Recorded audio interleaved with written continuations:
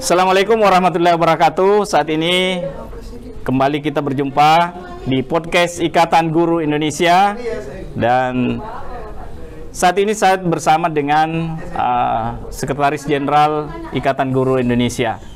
Ya, tentunya kita sudah kenal semua, Ibu Wahibatun Wafirah, SPD MPD. Ya, apa kabar, Bu? Alhamdulillah, Pak Wahid. Alhamdulillah. Baik, sehat. Luar biasa ya. Ikatan Guru Indonesia setelah lama berkiprah tentunya. Ya, tentu kita ingin menggali seperti apa sih Ikatan Guru Indonesia ini. Dan kenapa ada lagi Ikatan Guru Indonesia? Ya, tentunya kita berharap bisa dijelaskan oleh Ibu Sekretaris Jenderal IG ini. Maaf Bu, sejak kapan bergabung dengan Ikatan Guru Indonesia ini? Ya. Saya bergabung di Ikatan Guru Indonesia mulai tahun 2015, Pak Wahid. Oh, 2015. Jadi saya jatuh cinta pada pandangan pertama saat bertemu dengan IG ini. Jadi ceritanya waktu itu saya mengikuti kegiatan yang diselenggarakan di Malang. Dan ketika saya mengikuti kegiatan di IG, saya merasa ini ternyata yang saya butuhkan, bahwa organisasi yang seperti ini yang bisa menyentuh kebutuhan kita para guru, ini yang saya butuhkan dan yang saya cari selama ini. Sehingga ketika bertemu dengan IG mengikuti pelatihannya tuh rasanya langsung jatuh cinta. Oh begitu. Iya, begitu ya. Ya, mungkin Ibu bisa jelaskan apa sih sebenarnya IG ini? Jadi IG, singkatannya Ikatan Guru Indonesia, adalah sebuah organisasi profesi guru yang lebih fokus pada peningkatan kompetensi guru. Jadi misi yang pertama adalah bagaimana sih meningkatkan kompetensi guru di Indonesia. Itu Ikatan Guru Indonesia. Ya, luar biasa ini. Terus kira-kira apa sih manfaat kita bergabung di IG ini? Saya jawab berdasarkan pengalaman saja ya Pak Wahid ya. Jadi tahun 2015 sampai tahun 2023 gitu ya, saya merasakan banyak sekali manfaat IG gitu ya, manfaat bergabung di IG. Yang pertama, IG sering mengadakan pelatihan. Pelatihan ini tidak hanya sekedar pelatihan formalitas, tapi bagaimana pelatihan yang sesuai dengan kebutuhan para guru di lapangan. Yang kedua, di IG ini kita tidak hanya belajar, tapi juga berbagi. Karena moto IG sharing, sharing and growing together gitu ya. Jadi bagaimana orang yang memiliki kelebihan itu bisa berbagi kepada guru-guru yang lain. Nah, guru-guru yang senang belajar juga senang belajar itu kemudian mengikuti sesi berbagi teman-teman yang senang berbagi. Disinilah gimana ya, ada pertemuan yang luar biasa antara guru yang haus dengan belajar, ilmu dan ada yang berbagi ilmu. Dan itu kita tidak ada ketika berbagi benar-benar ikhlas gitu, tidak ada tuntutan saya harus diberi sesuatu untuk berbagi, tidak ada. Jadi murni dari hati nurani ingin berbagi kepada yang lain, dan yang saya salut sampai sekarang antusias belajarnya luar biasa para guru-guru IG ini. Iya, luar biasa Ibu Sekjen ini. Ya, Ibu Sekjen ini juga merupakan mantan sekretaris wilayah di Jawa Timur. Ya, dan tentu perjalanannya dalam menakodai atau mengawal organisasi ini tentu begitu banyak perannya. Baik, saya Wahid Nara ini akan lebih memperdalam berbagai pertanyaan terkait dengan Ikatan Guru Indonesia ini, supaya para IGers, para guru sudah tahu persis seperti apa sih IG ini. Tadi Ibu Wafi mengatakan peran IG guru, Ikatan Guru Indonesia ini haus dengan berbagi. Nah, apakah ini merupakan peran dalam peningkatan pendidikan di Indonesia menurut Ibu ini? Peran-peran yang dilakukan atau seperti apa sih yang dilakukan IG ini dalam ikut meningkatkan kompetensi guru selama ini? Oke, terima kasih. Pak Wahid, ini menarik sekali ya kalau kita berbicara tentang peran gitu ya. Namanya organisasi profesi, pasti ada peran yang banyak sekali sesuai dengan visi dan misinya.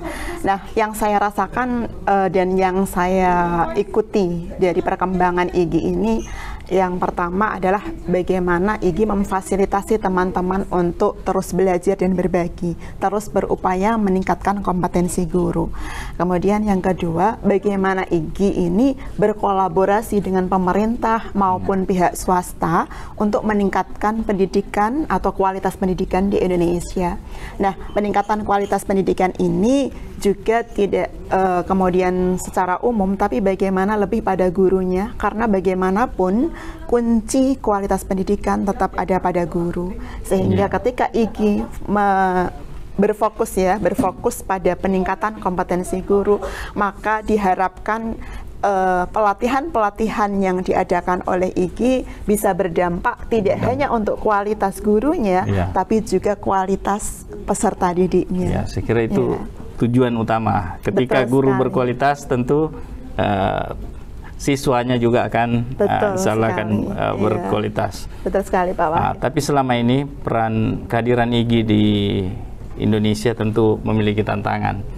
Ya, tantangan apa saja yang selama ini dihadapi oleh Ikatan Guru Indonesia dalam mengembangkan sayapnya ke seluruh Indonesia? Saya dengar-dengar IGI ini sudah berada di seluruh provinsi yang ada di Indonesia dan tentu di kabupaten kota yang ada. Iya, betul sekali Pak Wahid. Jadi melalui perjuangan yang panjang, bagaimana diawali dulu menjadi sebagai klub guru Indonesia yang mana terdiri bermula dari perkumpulan guru-guru yang memiliki frekuensi yang sama, ingin belajar bersama, kemudian berkembang menjadi sebuah organisasi profesi yang dinamakan Ikatan Guru Indonesia, sudah diakta notariskan, tercatat di Kemenkumham pada tahun 2009. Nah, sejak itulah IGI terus berkembang dari yang tadinya hanya beberapa wilayah, kemudian tersebar menjadi semua wilayah 34 provinsi atau 34 wilayah se-Indonesia itu sudah ada kepengurusan IGI semuanya, dan kemudian sampai sekarang semuanya sudah tersebar atau sudah terbentuk kepengurusan di 34 provinsi dan 514 kabupaten kota ya. Adapun adanya pemekaran di provinsi baru ini sedang proses untuk inisiasi bagaimana pembentukan pengurus di sana dan sudah berproses, Pak Wahid. Luar biasa ini IGI dalam waktu berapa tahun ini sudah berada di seluruh Indonesia. Luar biasa. Dan menurut Ibu ini tantangannya yang tadi itu. Jadi ini bukan tanpa tantangan, berkembang pesatnya, kemudian terus bergeraknya IGI bukan tanpa tantangan. Bagaimana guru-guru ini memiliki kewajiban utama untuk mendidik dan mengajar di sekolahnya, bagaimana para anggota IGI ini membagi waktu antara berorganisasi, kemudian melaksanakan tugas utama, itu sebuah tantangan tersendiri sebenarnya. Kemudian yang kedua, sesuatu yang baru itu belum tentu langsung diterima oleh orang lain atau oleh khalayak begitu. Sehingga kemunculan IGI yang terus bergerak belum semuanya menerima. Tetapi bukan berarti ini kemudian dijadikan sebagai tantangan yang harus membuat kita berhenti. Justru dengan tantangan ini kita termotivasi untuk terus bergerak. Bagaimana cara menghadapi tantangan yang seperti ini. Kemudian yang ketiga, memang dengan adanya jarak yang luar biasa dari mungkin topografi daerah atau wilayah, ini juga sebuah tantangan bagaimana teman-teman bergerak. Tapi ternyata alhamdulillah selama ini IGI bisa menghadapinya dengan berbagai teknologi yang digunakan, dimanfaatkan seperti itu. Berarti IGI sebelum masa pandemi, saya dengar IGI sudah punya peran dalam pembelajaran daring ya. Jadi artinya memang IGI sejak dulu siap menghadapi berbagai tantangan. Memang betul sekali. Jadi pelatihan-pelatihan selama ini bahkan jauh sebelum pandemi itu sudah diselenggarakan melalui daring ya, melalui media daring seperti Webex, Zoom meeting dan sebagainya. Jadi sudah sejak dulu dilaksanakan. Jadi peran IG sebelum masa pandemi juga sudah memang menyiapkan diri, walaupun ya kita tidak tahu bahwa musibah itu akan datang, tetapi dengan perannya itu sangat luar biasa. Tetapi begini, dalam IG baru-baru ini saya dengar juga karena sering pelatihan terbiasa dan ikut bergabung di POP yang diprogramkan oleh kementerian. Apa alasannya IG masuk dalam POP ini, bergabung di POP? Oh ya, IG memang benar sekali masuk dalam program organisasi penggerak, salah satu organisasi profesi yang mendapatkan amanah untuk melaksanakan program dari Kemendikbud, yaitu program organisasi penggerak. Dan di sini kenapa kok IG termasuk diantaranya begitu ya? Ini karena IG memiliki kepedulian bahwa literasi numerasi yang ada di Indonesia itu masih berada di tingkat rendah sehingga melalui program organisasi penggerak ini, IG mengambil peran bahwa kita perlu terlibat, kita perlu berkontribusi, kita perlu berkolaborasi, baik itu dengan pemerintah maupun pihak swasta, untuk bersama-sama bergerak untuk meningkatkan kompetensi literasi dan numerasi. Sebenarnya yang diharapkan di sini tidak hanya kompetensi literasi numerasi guru, tapi lebih pada bagaimana kompetensi literasi numerasi siswa. Iya, apalagi di program for International Student Assessment atau PISA, ya tercermin bahwa Indonesia berada di posisi ke-74. Bagaimana kemampuan membaca yang berada di posisi di bawah, begitu juga dengan matematika yang masih berada di posisi 73, kemudian begitu juga dengan sains yang berada di posisi ke-71. Tentunya ini peran IG diharapkan dalam dengan bergabungnya di program organisasi penggerak ini. Dan kemudian terakhir, apa harapan Ibu ke depan untuk rekan-rekan guru yang ada di Indonesia? Dan yang terakhir ini, saya harap guru-guru meskipun sudah sebagai guru tidak berhenti untuk belajar. Kami di Ikatan Guru Indonesia memiliki slogan Pak Wahid bahwa kita semuanya pantang mengajar bila tidak belajar, karena bagaimanapun kondisi terus berubah, zaman terus berubah, sehingga apapun yang terjadi kita harus tetap belajar.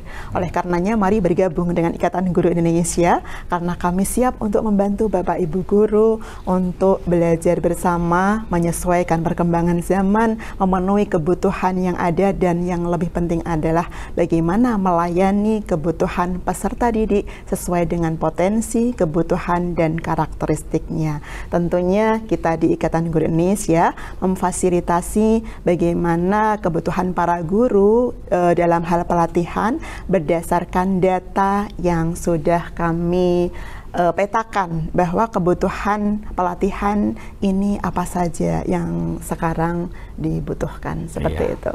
Sekira itulah, makasih banyak kepada Ibu Wahibatun Wafira, Sekretaris Jenderal Ikatan Guru Indonesia. Dan kita harap peran IG yang kalau selama ini guru hanya terbatas mengikuti pelatihan-pelatihan dilakukan oleh kementerian, oleh dinas pendidikan, oleh balai dan sebagainya, itu sangat terbatas. Maka kehadiran Ikatan Guru Indonesia ikut mendongkrak kemajuan pendidikan melalui dengan berbagai pelatihan-pelatihan diadakan oleh IG ini.